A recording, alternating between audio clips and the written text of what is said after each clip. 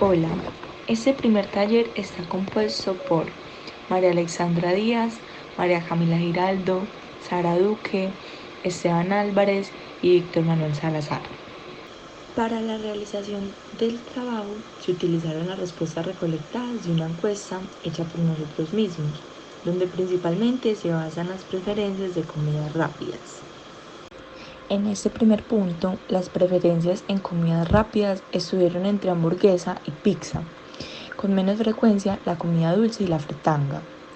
También se observa que a 4 personas no les gusta ningún tipo de comida rápida, perteneciendo al 6.6% de la población. En las tablas se separan a las personas que sí les gustan las comidas rápidas, acumulando 56 personas, y las otras 4 personas no les gusta o quizás su comida favorita no estaba dentro de las opciones. La gráfica permite corroborar que al igual la gran mayoría se inclinará a escoger cualquier tipo de comida porque sí son de su agrado. En este punto 2 se obtuvo un coeficiente de variación del 61%. Este valor es mayor al 30%, o sea que representa una alta variabilidad, lo que quiere decir que la media no es tan representativa respecto al conjunto de datos.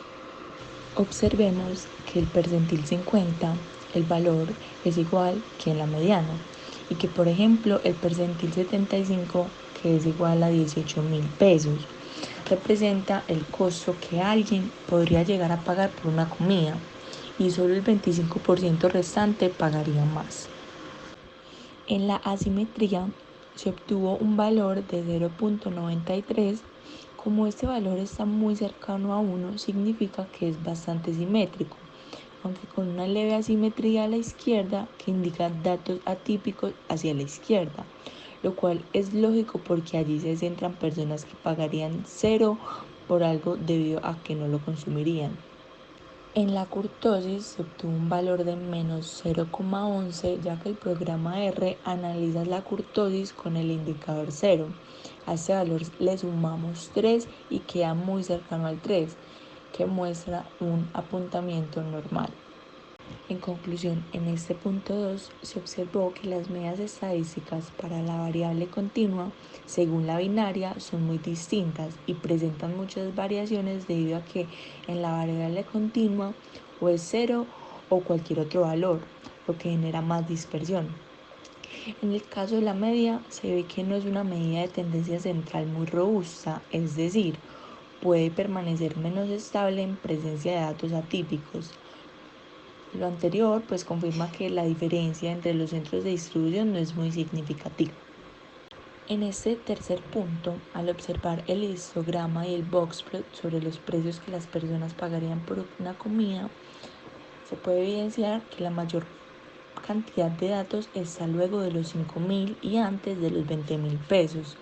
Los bigotes de la caja son extensos porque hay muchos otros precios que la gente pagaría, aunque con menor frecuencia como se ve en el histograma.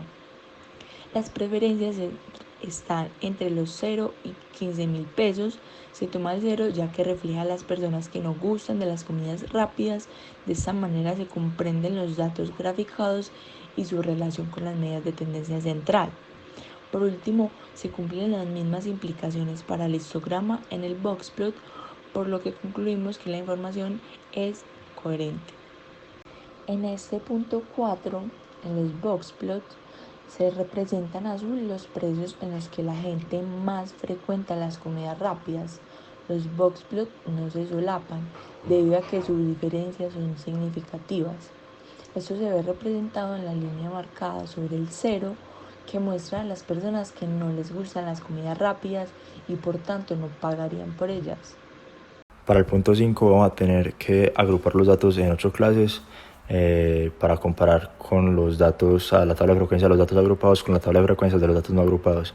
Para hacer esto vamos a tener que dividir 36.000 dividido 8, que es los datos que tenemos, y nos va a dar que cada intervalo va a ser de 4.500. También vamos a tener que hallar el dato medio de cada intervalo para poder hallar la media, la mediana, la moda y las medidas de tendencias pues, de dispersión. Una vez hallemos estos datos, vamos a llenar la tabla común y corriente, vamos a contar cuántos hay en cada intervalo. Para el promedio pues vamos a trabajar con los datos medios, para la media también, para la mediana también, y para la moda pues simplemente en el intervalo que más datos haya. Para las medidas de dispersión vamos a usar las fórmulas que tenemos común y corriente, y con los datos que tengamos vamos a comparar con los datos que nos dio en el segundo punto de este taller. Punto 6. Nos piden simular un conjunto de datos de mucho mayor tamaño. En nuestro caso simulamos un conjunto de datos 10 veces mayor, es decir, 600 datos, y los agrupamos en una tabla de frecuencia como se puede ver a la izquierda. Estos datos procedimos a hacer una tabla de frecuencia con los datos simulados agrupados en intervalos, y luego le sacamos las medidas de tendencia central y las medidas de dispersión. Procedimos a hacer una comparación entre los datos simulados y los datos crudos, y podemos observar que son muy similares, especialmente las medidas de tendencia central. Respecto a las medidas de dispersión, vemos que la varianza y la desviación son mayores en los datos simulados, pero aún así siguen con las mismas características estadísticas.